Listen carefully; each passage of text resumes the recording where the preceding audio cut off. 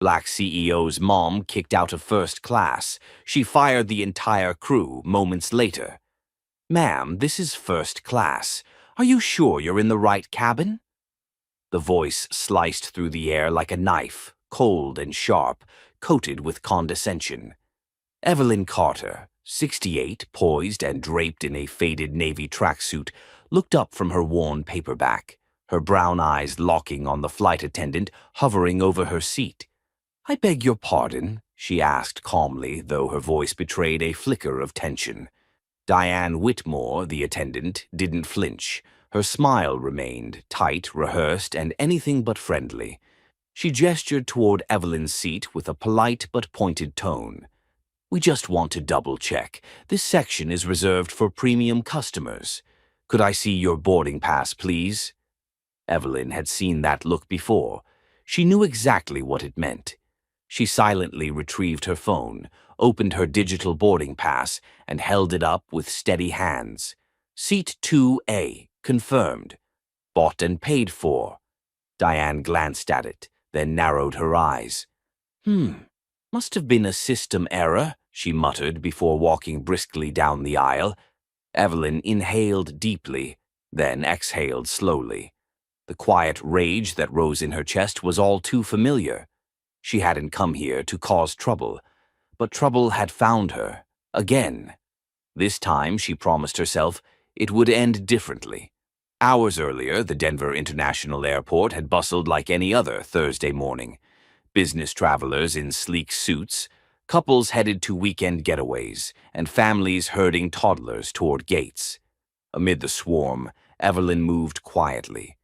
Simple sneakers, a sweatshirt faded from years of wash, a battered leather backpack slung over one shoulder. On her wrist, a delicate silver bracelet, the last gift from her late husband. She looked like any other senior citizen traveling alone, if you didn't know who she was, and no one did. That was the plan. Her son, Xavier Carter, the billionaire CEO of Nova Sky Technologies and the new majority owner of Skyward Airlines, had begged her for years to let him send a private jet or at least book her under VIP status. She always refused. Xavier had fought his way up from the south side of Chicago to the top of the tech world, and Evelyn never wanted his success to be used as a shield from reality. She wanted to see the world as it was, even if that meant facing its ugliness head-on. Today, her flight to Boston was supposed to be uneventful. A visit to the city where she and her late husband had lived when Xavier was a baby. A sentimental trip, quiet, peaceful. But the universe had other plans. As she boarded Flight 221, the moment her sneaker touched the carpet of the first-class cabin, she felt the shift. 3 flight attendants, Diane, Richard, and their supervisor, Lauren, exchanged looks as if someone had tracked mud onto their marble floor. Lauren's voice was icy when she greeted her. "First-class passengers only, ma'am." "I'm a first-class passenger," Evelyn replied without hesitation. Lauren blinked. "Oh, I see. Welcome aboard, then." But the welcome was anything but warm. Now, seated in 2A, Evelyn felt the weight of eyes on her. A white man in a tailored blazer across the aisle openly stared. A young brunette further back whispered to her husband. One by one, their curiosity turned to skepticism. What's she doing here? And just like that, Evelyn was reminded, again, how many people in this country measured worth by clothing, skin, and assumption. Richard, the tall, blonde male attendant, leaned over from the service station. "Lauren wants to make sure all IDs match the tickets for today's flight. You understand, of course." "No, I don't," Evelyn answered. "I've flown first class on this airline before, and never been asked for ID mid-flight." He shifted, clearly uncomfortable now that she wasn't playing along. "It's just protocol, ma'am." "Then why isn't anyone else being asked?" Evelyn asked, voice firm but still composed. There was a pause, then silence. That was the beginning. As the aircraft taxied for takeoff, Lauren hovered nearby, pretending to adjust the curtain separating first class from economy.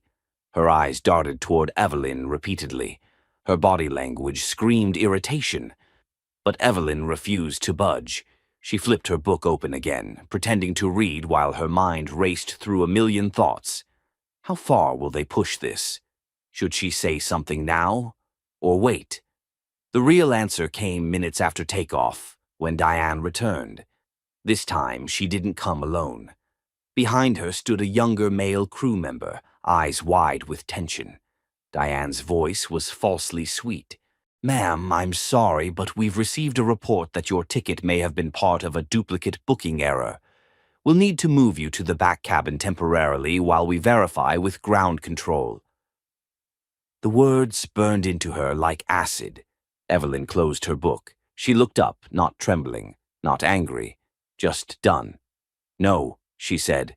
"Excuse me." Diane blinked. "You heard me," Evelyn said, her voice low but firm. "I'm not moving. I paid for this seat, and I have the receipt and boarding pass to prove it." Lauren now joined, eyes hard. "Ma'am, you're creating a disturbance.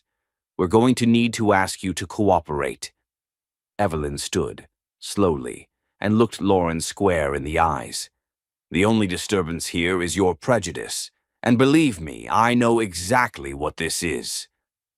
Lauren's face darkened, but before she could respond, a ripple ran through the cabin. From the back of the plane, a deep voice echoed, "Is there a problem here?"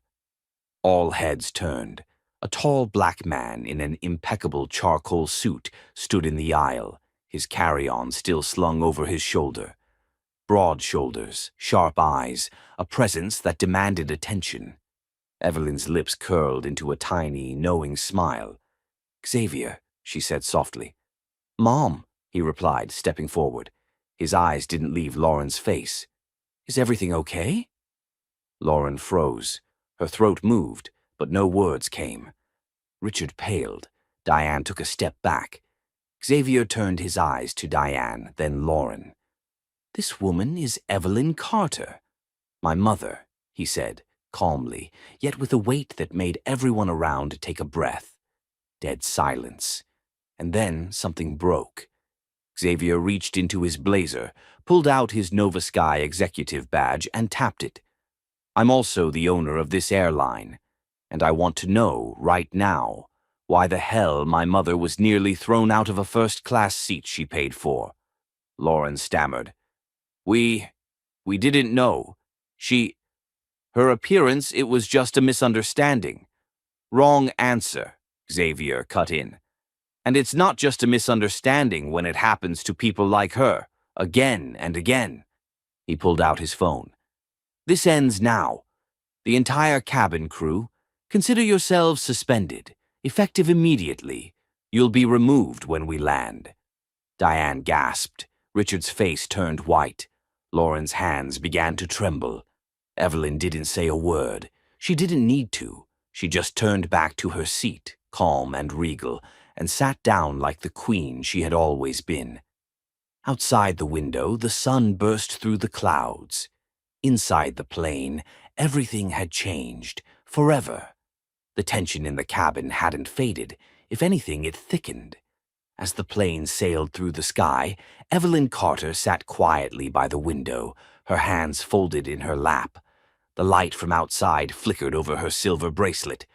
But inside her, a storm was brewing, equal parts grief and clarity.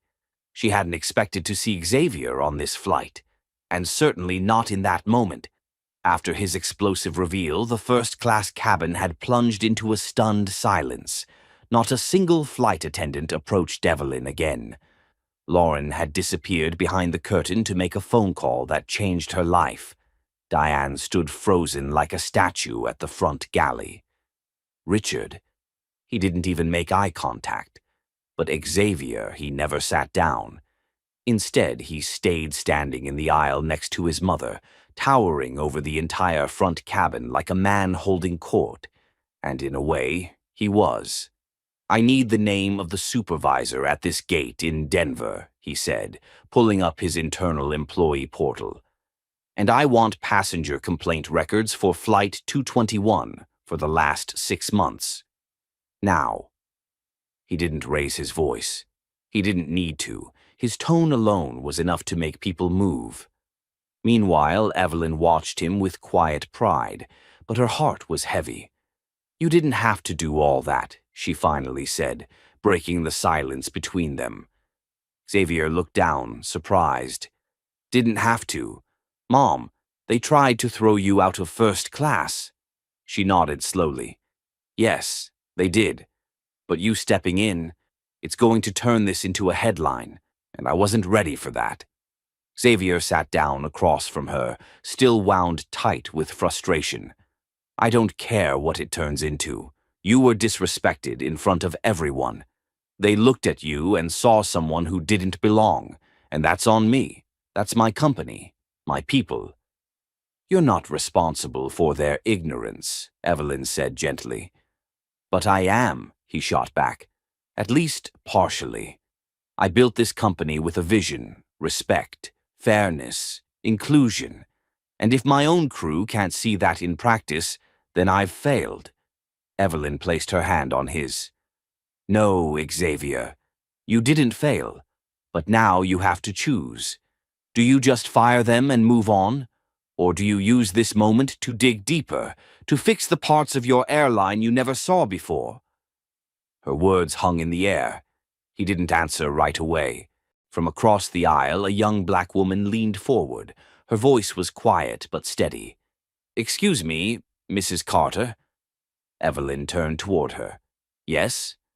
I just wanted to say thank you for not backing down. I saw what they did. I felt it too." "What's your name, dear?" Evelyn asked. "Monica. Monica Bell. I'm just a marketing manager. I fly often, and every time I sit in this cabin, I brace myself, wondering if someone's going to ask why I'm here." Evelyn smiled softly. "I know that feeling." Monica's voice cracked. "You made me feel like I wasn't crazy, like I'm not alone." The two women shared a look that needed no translation. Two souls bonded by the quiet, exhausting battle of proving they belonged. Meanwhile, in the rear galley, Diane was whispering furiously into the phone with HR. Her voice shook as she pleaded with the supervisor on the other end. "No, I didn't know she was his mother. I was just following standard procedures. You know how many people sneak into first class?" The voice on the other end was cold. "Diane, the issue isn't whether you knew. The issue is that you assumed she didn't belong, and that assumption has now turned into a PR nightmare." "But I was just doing my job," Diane insisted. "I swear I didn't mean any harm." "You'll have a chance to explain when you land, but I'm telling you now, this is serious. Mr. Carter is demanding a full internal audit of every discrimination complaint filed in the last 2 years, starting today." Back in first class, Evelyn leaned her head against the window. The sky beyond was quiet, peaceful. But inside she felt the weight of something bigger building, not just her story, but the story of all the people like Monica. All the quiet humiliations, all the "are you sure this is your seat?" questions, all the skeptical glances. Xavier turned to her again. "I'm calling an emergency board meeting when we land," he said. "Not just to address this crew, but to initiate real reform. I want this company scrubbed from the top down." Evelyn gave him a long look. "And I want you standing next to me when I do," Xavier added. She hesitated. "You sure that's wise?" He nodded. "I'm not asking you to hide anymore. You've always told me we can't fight what we don't face." She smiled. "That does sound like something I'd say." Then came the captain's voice overhead, breaking the moment. "Ladies and gentlemen, we'll be beginning our descent into Boston shortly. Please remain seated with your seatbelts fastened." The rest of the flight passed in silence, but the battle lines had been drawn. When the plane landed, the media was already waiting at Logan Airport. Word had leaked somehow. A handful of reporters clustered near the private exit for corporate partners. flashes ready. Evelyn remained calm.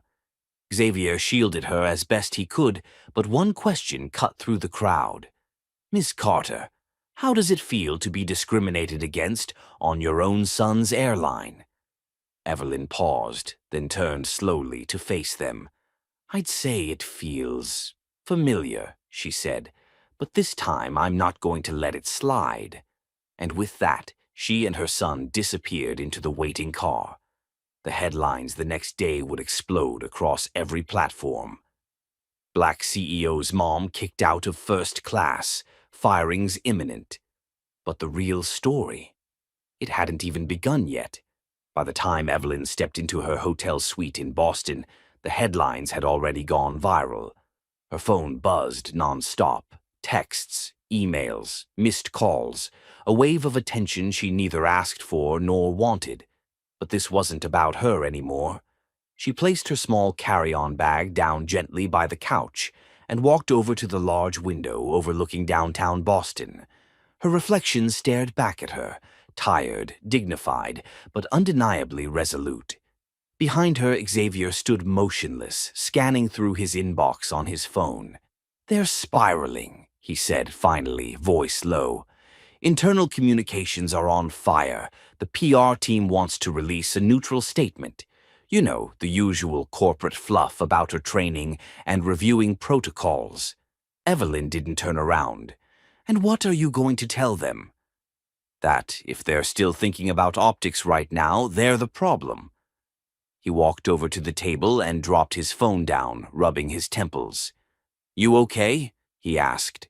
She turned. "That depends. Are you about to make this about fixing your brand or fixing your company?" Xavier stared at her. "Because those aren't the same thing," she added.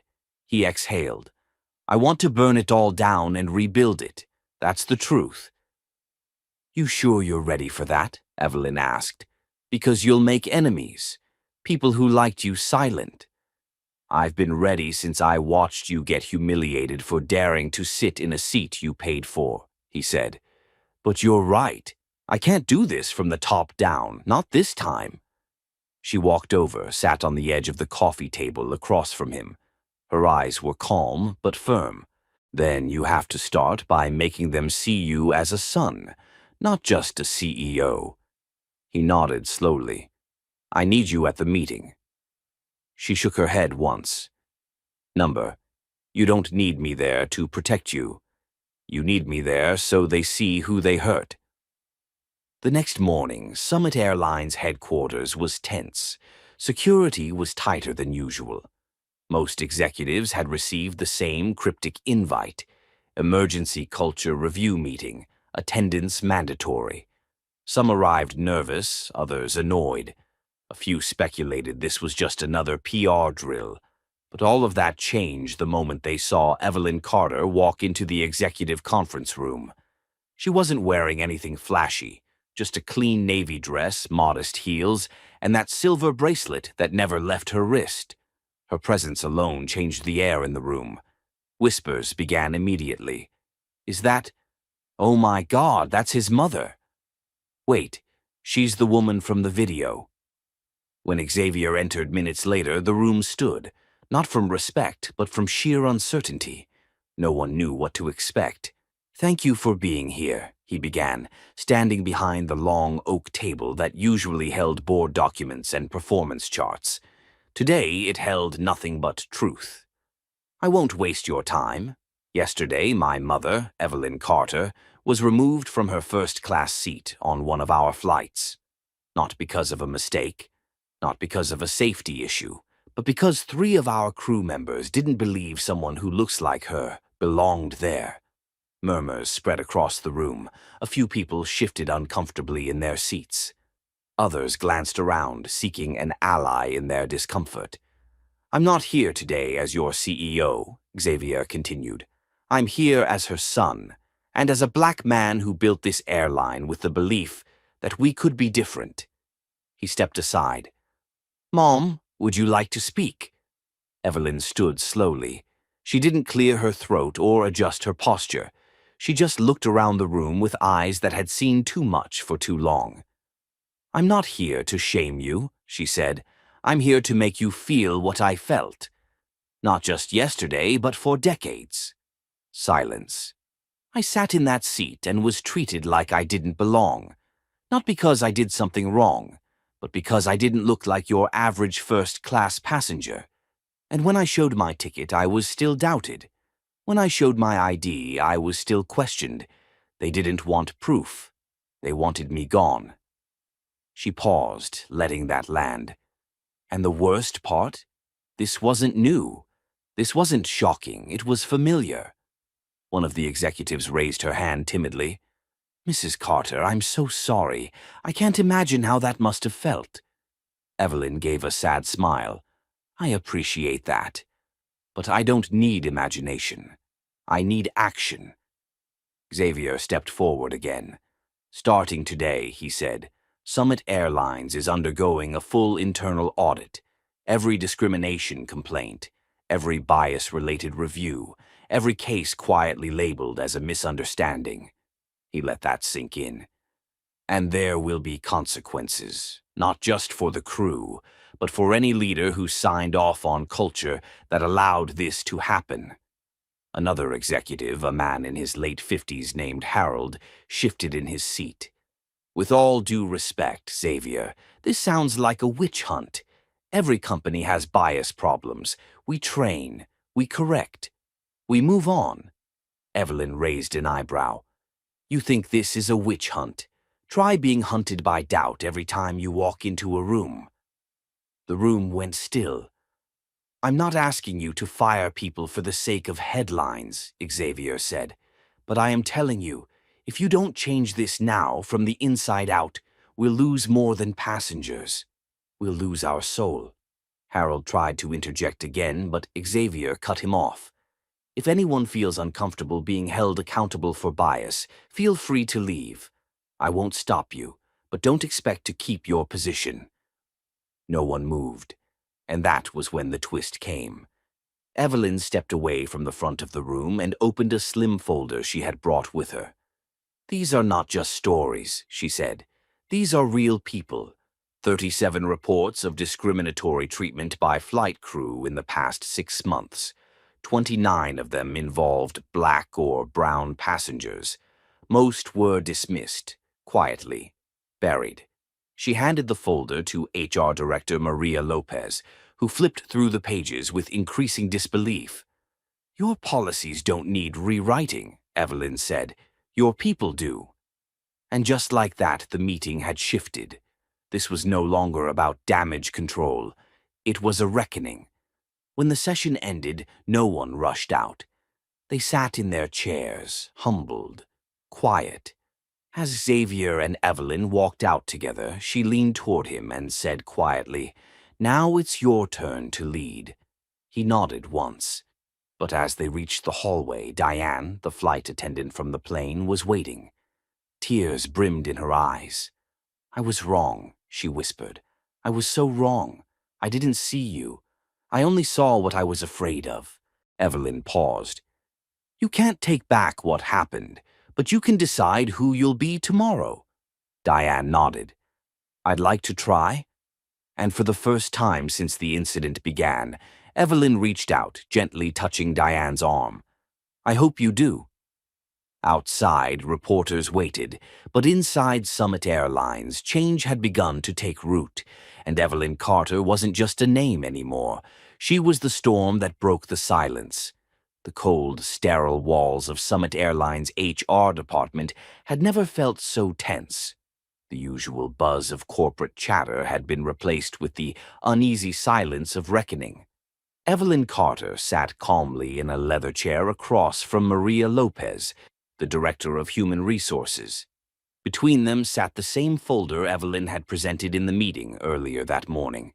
Maria's hands rested on it now, trembling slightly. I knew we had issues, Maria whispered, but I didn't know it was this deep. You knew enough, Evelyn replied, her voice gentle but unflinching. You just didn't look hard enough. Maria looked up, her eyes filled with something between shame and helplessness. So, what now? Evelyn leaned forward. Now you decide who you want to be, the person who signed off on silence, or the one who helps rebuild this place. Across the building, Diane, the flight attendant who had humiliated Evelyn on the plane, stood outside a conference room with her hands clasped tightly.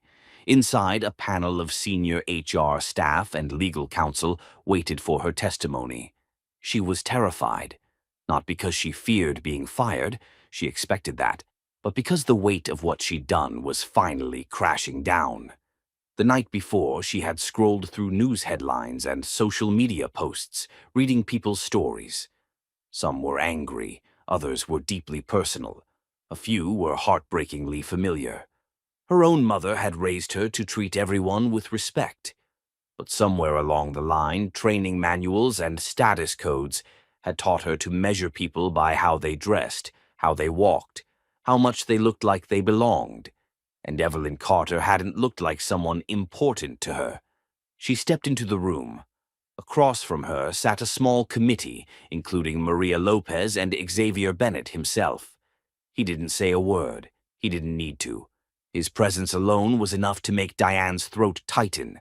"We'd like to hear your full account of what happened on Flight 3482, Maria said, opening a notepad.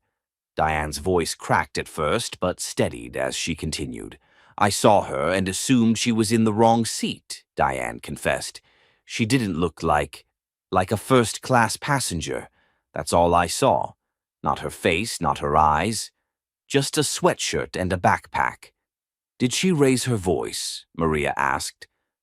She was polite, calm. She showed her ticket right away. "And yet you still questioned her?" Diane nodded slowly, shame flooding her voice. "Yes, and when she pushed back, even respectfully, I went to Caroline." Xavier's eyes narrowed slightly at the mention of that name. "She told me not to worry, that we were just doing our job. But I knew, deep down, I knew we were wrong." Maria leaned in. "You knew it wasn't protocol to ask for ID once the boarding pass was confirmed." Diane hesitated, then nodded. "We only do that if there's suspicious behavior or an alert from the system." Neither applied here. Xavier finally spoke, his voice cool, clipped. "Do you believe you treated her differently because of her race?" Diane's throat tightened, her eyes welled. "Yes." Silence hung heavy. Xavier closed his eyes for a long second. Then he stood. "You'll be reassigned immediately, not as punishment, but as education." She blinked, stunned. "You're going to spend 3 months on the community engagement team," he said. "You'll sit with people like my mother, people who've had to fight for every ounce of dignity. You'll hear their stories. You'll serve them." He paused. "And when you're done, you'll report back, not just on what you've learned, but how you plan to make sure no one under your influence ever acts the way you did." Diane could barely speak. "Thank you for not giving up on me." Xavier didn't smile. "I'm not doing this for you. I'm doing it for every person who looked like my mother and never got the chance to speak." Outside the room, Caroline paced the hallway in heels too sharp for the slick marble floor. Her face, usually frozen in a mask of control, now showed cracks. Real ones. Desperation. Panic. She had watched the headlines snowball. She had heard whispers from staff. And now she'd been summoned. But unlike Diane, she wasn't ready to admit fault. She stepped into the room, eyes scanning for some shred of support. Xavier's expression was stone. "Sit," Maria instructed. Caroline did. "What happened on Flight 3482? Maria asked. Caroline smoothed the fabric of her blazer. "A procedural misunderstanding. Our crew followed escalation protocol when a passenger's boarding seemed questionable." "And what made it questionable?" Xavier asked flatly. Caroline didn't blink. "The discrepancy in appearance. We're trained to identify anomalies." She stood out. Maria's pen froze mid-stroke. "So you made assumptions based on how she looked," Xavier pressed. Caroline's jaw clenched. I made a judgment call based on patterns. We've had incidents in the past where she had a ticket, Xavier snapped. She had her ID. She followed every rule. The only anomaly was her skin and her clothes. Caroline flinched but didn't back down. With all due respect, sir, we're constantly told to protect the brand, the integrity of first class. Xavier leaned forward, eyes burning. She is the brand. She is the integrity. Caroline's lips parted, but no words came. He stood. You're suspended indefinitely. Your behavior violated the core of everything this company was built on. The fact that you still don't see that tells me everything I need to know. Caroline's face paled. She opened her mouth to protest, but the room was already moving on. She was irrelevant now. When she exited the conference room, Evelyn stood in the hallway. Their eyes met. Caroline froze. You thought no one would ever see, Evelyn said softly, but here I am. Caroline lowered her gaze and walked away, her heels suddenly echoing with a hollowness they had never carried before. As the day came to a close, Xavier stood in front of the entire staff in the main auditorium. Hundreds of employees gathered, many watching the live feed from remote offices. Evelyn stood beside him, her presence dignified. This is not the end, Xavier said, voice strong.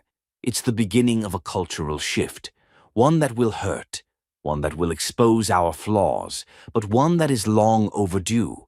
He glanced at his mother. She reminded me of something.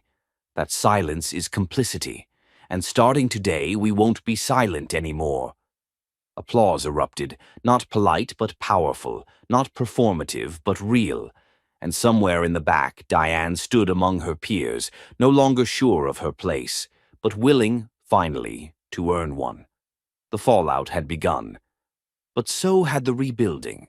The boardroom on the top floor of Bennett Tower was filled with a rare kind of silence, the kind that signaled both anticipation and dread.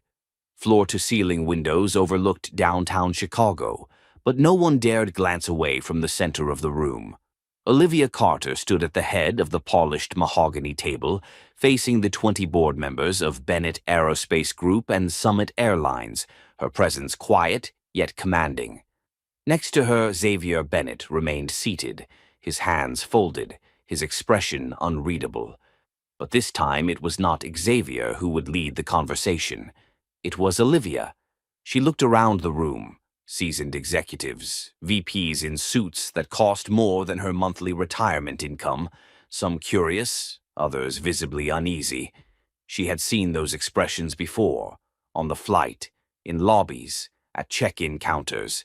Now she faced them not as a faceless passenger in worn sneakers, but as the mother of the CEO and a woman finally ready to speak. You all know what happened, Olivia began, her voice clear, unshaken. What you may not understand is why it matters beyond the headlines. Some shifted in their seats. A few lowered their eyes. She gave them no reprieve. When I walked into that cabin, I was judged in under 5 seconds, she said. Not because I was unruly, not because I violated any rule, but because I didn't look like someone worthy of that space. That judgment came from your employees. But let's be honest, it started here. She let the silence linger, each second pressing heavier than the last. You want to build a brand rooted in excellence, but how can you call anything excellent when the people representing it treat others with contempt?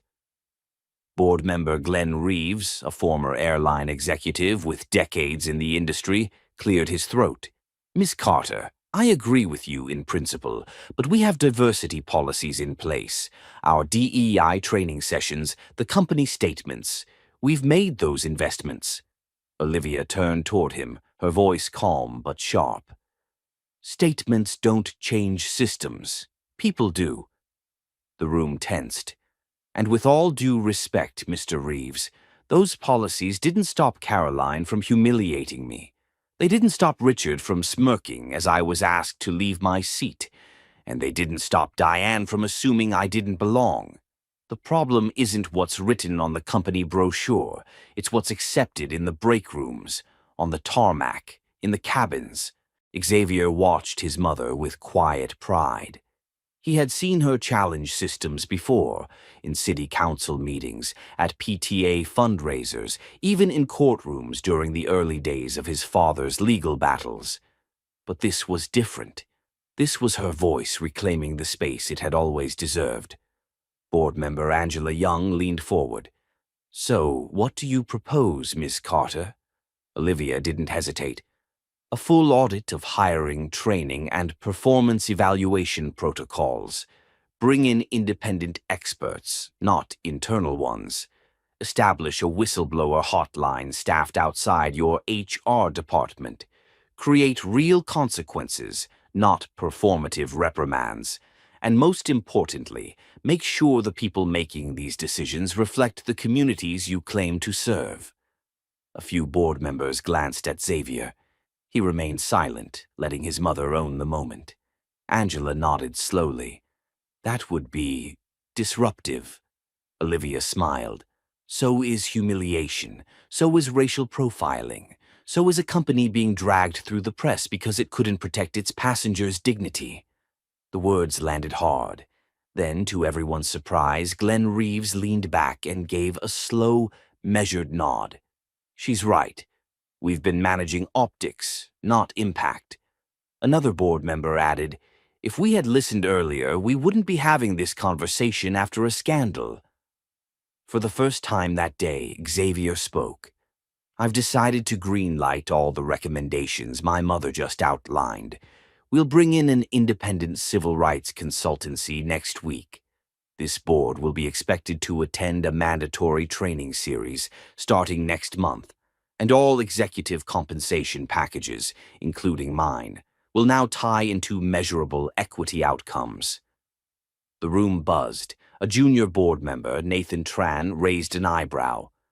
"Even yours?" Xavier looked him square in the eye. "Especially mine."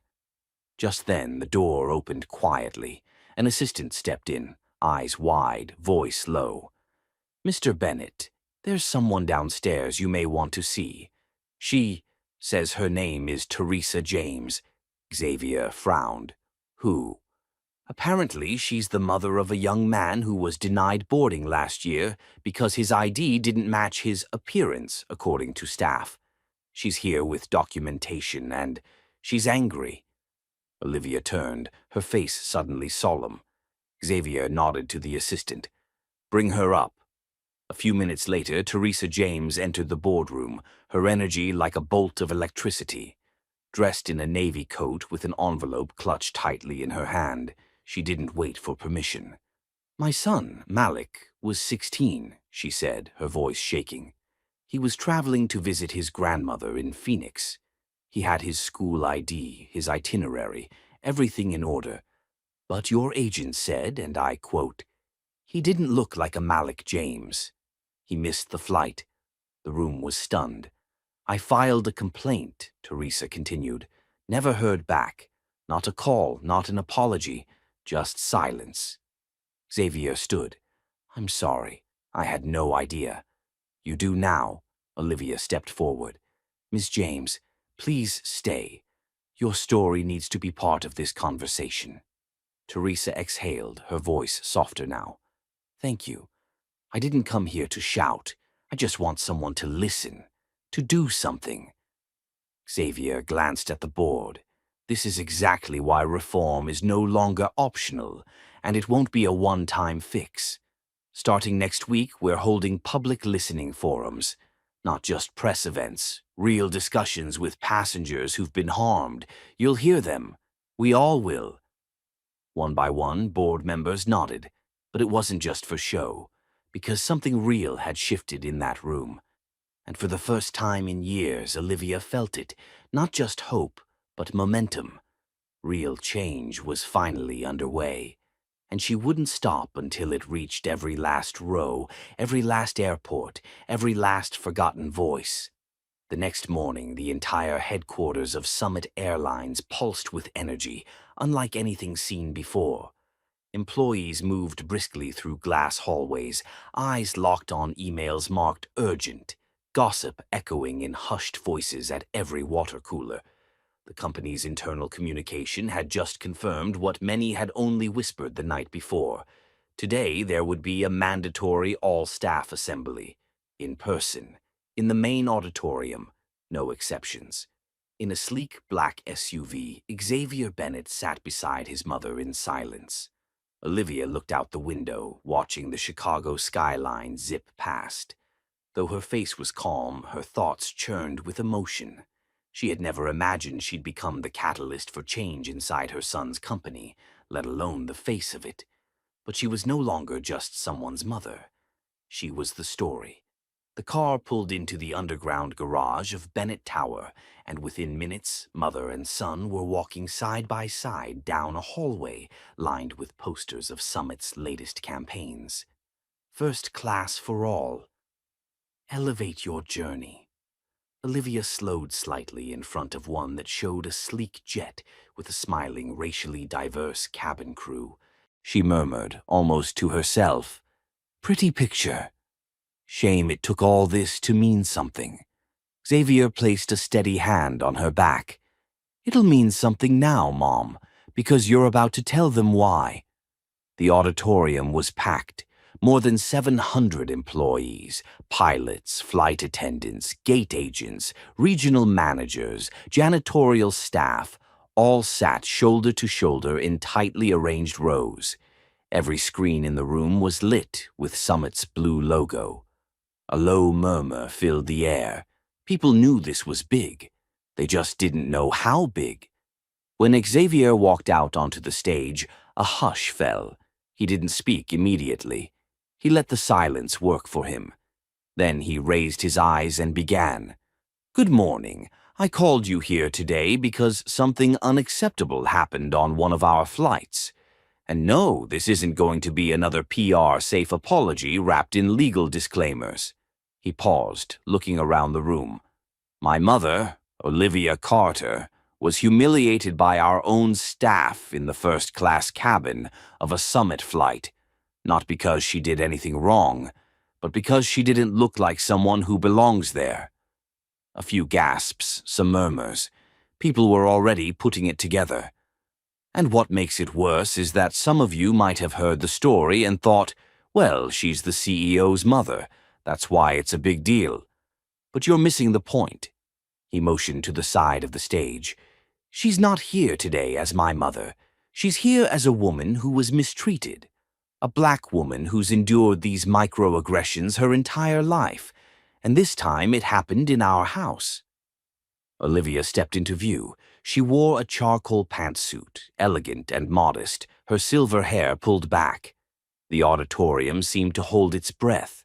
She walked to the microphone and for a moment said nothing. Just stood. Then, slowly, she began. "I want you to close your eyes and imagine something. You've worked hard, saved your money, booked a ticket. You're tired but excited. You finally get on your flight, ready to relax. But before you even sit down, 3 people look at you like you're trash." A few people shifted in their seats. One of them questions your ticket. Another pretends there's a system error. And the third smiles while asking you to leave your seat until things can be verified. Not because you were loud or aggressive or drunk, but because you're wearing sneakers and your skin is brown. Now the room was silent. You think this is rare? It's not. I know dozens of people who've had similar experiences. The only reason you're hearing my story is because of who my son is. That's the truth. But what about the people who don't have Xavier, who don't have power or headlines or platforms? She looked directly at the crew section where flight attendants sat in full uniform. Are they just expected to sit quietly and swallow that pain? A flight attendant in the 3rd row, a woman in her late 20s, raised her hand and stood before anyone could stop her. "I'm sorry," she said, her voice trembling. "I wasn't there that day, but I've seen things, heard them too. Sometimes we joke, call someone a coach class in disguise if they don't look the part. I never thought, I thought it was harmless. Olivia didn't blink. And now? The woman lowered her head. Now I know it's not. Another voice came from the back. I was the gate agent for that flight. I didn't stop them, said a man in a Summit polo shirt. I saw what was happening and told myself it wasn't my business. Olivia stepped forward. But it is. Silence is complicity. It always has been. Xavier returned to the microphone. Starting next week, Summit will launch a series of mandatory trainings. But this isn't just about education. It's about culture, our core values. Every employee, from executives to part-time ground staff, will be evaluated not just by their performance, but by how they uphold dignity, equity, and inclusion. The screen behind them changed. A headline appeared. Summit reforms dignity first. Xavier continued, and that's not all. I've personally requested that the employees involved in my mother's incident be reassigned. Not fired yet, but moved to economy service for a probationary period. Let them see, feel, and learn. A murmur of approval swept the crowd. It wasn't vengeance, it was restoration. Olivia added, I don't want apologies. I want growth. I want every black woman, every working-class person, every elder, every outsider who steps onto your planes to be treated like they matter. She turned slowly, letting her gaze fall over the crowd. Because they do. Applause broke out, hesitant at first, then growing louder. Some stood, others wiped tears. Xavier stepped beside her, offering a simple nod. And for the first time in a long time, Olivia felt something she hadn't expected from this fight. Belief. This wasn't just about her anymore. It never had been. 3 months had passed since Olivia Carter stood before the entire staff of Summit Airlines and challenged them to see the truth, to look in the mirror and confront their own biases. The ripples of that moment had turned into waves. Inside Summit's sprawling training center just outside Chicago, a group of new hires was gathered for orientation. On the wall hung a new mission statement, printed in bold black letters. Respect isn't a luxury, it's the baseline. Beneath it was a framed photograph of Olivia and Xavier, standing shoulder to shoulder, flanked by the employees who had helped rebuild the company's new equity program. Among them, unexpectedly, was Richard. Richard Monroe hadn't slept the night before, not because of nerves or anxiety, but because today he wasn't showing up as the man who once sneered at Olivia Carter's presence in first class. Today, he was returning as a speaker, an example of redemption in action. The irony wasn't lost on him. The audience in the training hall was made up of flight attendants, ground crew, and gate agents, many of whom had never heard his name. But Richard wasn't there to tell them what to think. He was there to tell them who he used to be. My name is Richard Monroe. I've worked in aviation for almost a decade, he began, standing in front of the room with his hands clasped tightly behind his back. And 3 months ago, I nearly lost everything because I refused to see someone for who they were. He paused, searching the faces in front of him.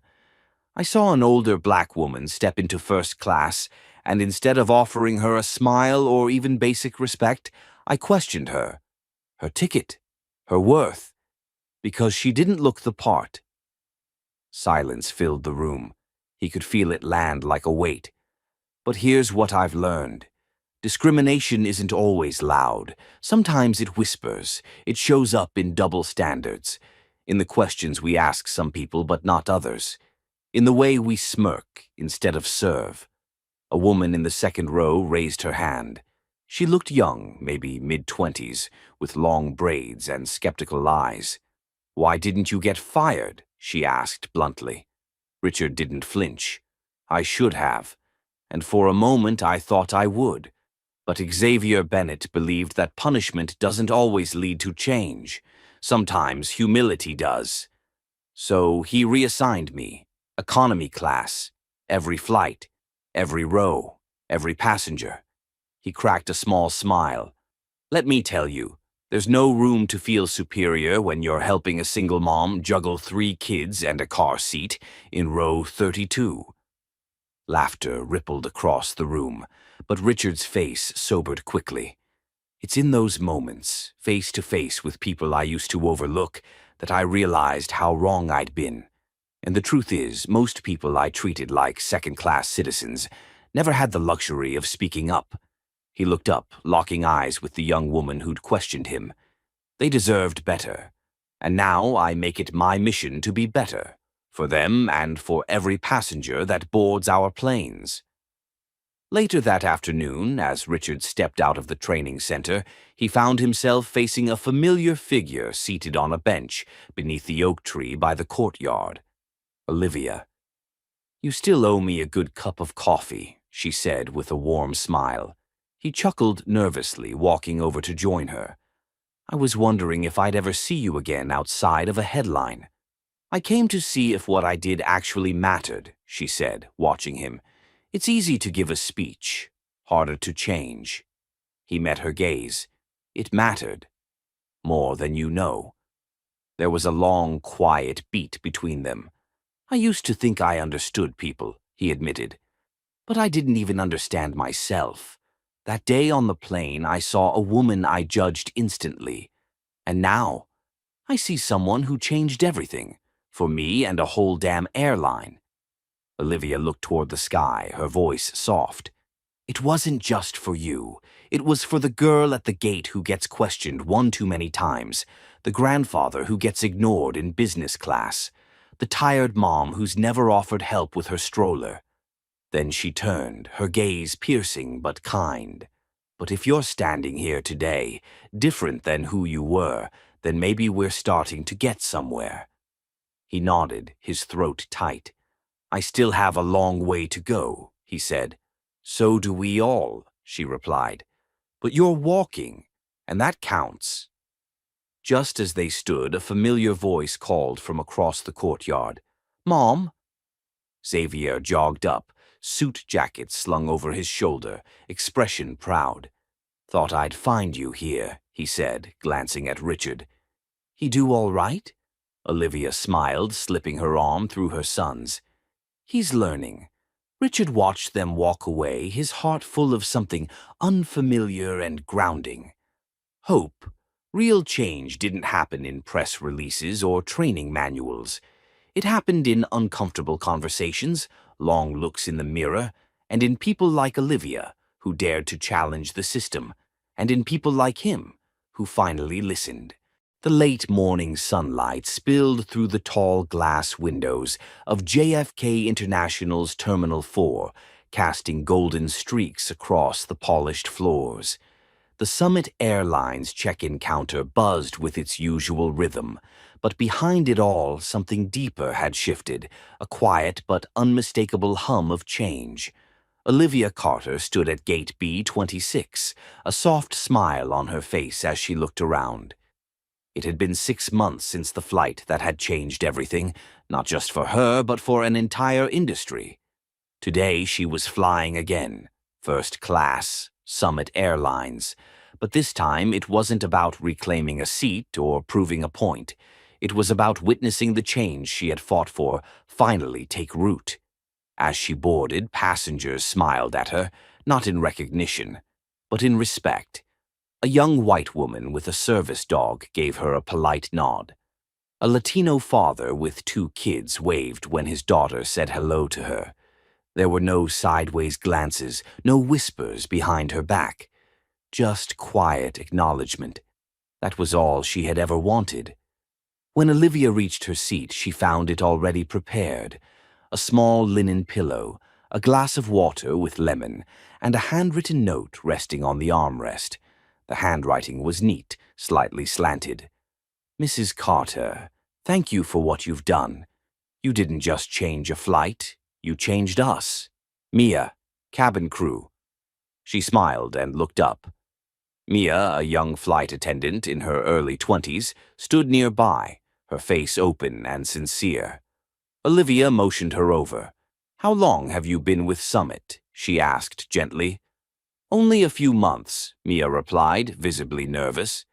But before that, I worked somewhere else. Let's just say, the energy here feels different. People notice things now. They listen. Olivia nodded slowly. And what about you? What have you noticed? Mia hesitated for a beat, then said quietly, I notice that I think twice before making assumptions. And when I see something unfair, I speak up, even if it's uncomfortable. That's where it starts, Olivia said, with the ones who notice and choose to act. Across the aisle, Richard Monroe walked down the cabin, assisting an elderly Asian couple with their bags. He caught Olivia's eye, nodded respectfully, and returned to his duties. The arrogance was gone. What remained was humility, sincerity, growth. Later, mid-flight, the captain came over the intercom. Ladies and gentlemen, this is your captain, Samuel Green. Just a quick note of thanks today. You're flying with Summit Airlines, where we now stand on values stronger than steel: equality, dignity, and respect for all. That shift started because of a very special woman on board, Mrs. Olivia Carter. This flight is for you. The cabin erupted into polite applause. Some passengers looked her way, others simply smiled without making a fuss. Olivia sat quietly, her hand over her heart, eyes moist but steady. She hadn't done it for the praise. She had done it for the silence, silence that no longer held prejudice, but peace. 3 months later, Olivia sat in the front row at the National Equity in Aviation Summit in Washington, D.C. On stage stood her son, Xavier Bennett, his voice echoing through the grand auditorium. My mother's quiet defiance taught us that justice doesn't always roar. Sometimes it speaks softly, but the world still listens. Behind him, a video played, snapshots of diverse passengers boarding flights, employees engaging in training workshops, real stories of people who once felt invisible now being seen. Summit Airlines is no longer just about getting from one place to another, Xavier continued. It's about who we sit beside, how we treat them, and what we learn when we stop assuming and start listening. He turned and extended his hand to his mother, inviting her on stage. When Olivia walked into the spotlight, a full standing ovation met her. She didn't smile for the cameras or raise her fist in victory. She simply bowed her head in quiet gratitude. Taking the mic, her voice was calm, measured, and resonant. I'm not a hero. I'm just a woman who got tired of being ignored, and I know I'm not alone. For every Olivia out there who never had the chance to speak up, know this: your dignity is not defined by what others see in you, but by how you carry yourself, even when no one sees you at all. She paused, scanning the crowd. If you've ever felt unseen, unheard, or unworthy, don't give up. Change is slow, but it's real. I've seen it. I've lived it. The room remained silent, reverent. And then she looked straight into the camera. And if this story moved you even just a little, share it. Talk about it. Don't let it end with applause. Let it start with action. That night, as the conference livestream went viral, Olivia's story was retweeted, reshared, and rewatched by millions. People who had never flown with Summit now saw it as a model of what corporations could and should be. And it didn't stop with one airline. Other industries, hospitality, tech, healthcare, began to study Summit's blueprint. Real change was happening, not because of rules, but because of one woman's refusal to stay silent. Olivia Carter's journey wasn't just a fight for her own dignity. It was the beginning of a movement. Have you ever witnessed or experienced injustice based on how someone looks, speaks, or dresses? Share your story in the comments below. Let's continue this conversation. And if Olivia's story inspired you, don't forget to like this video, subscribe to our channel, and join us as we keep telling stories that matter.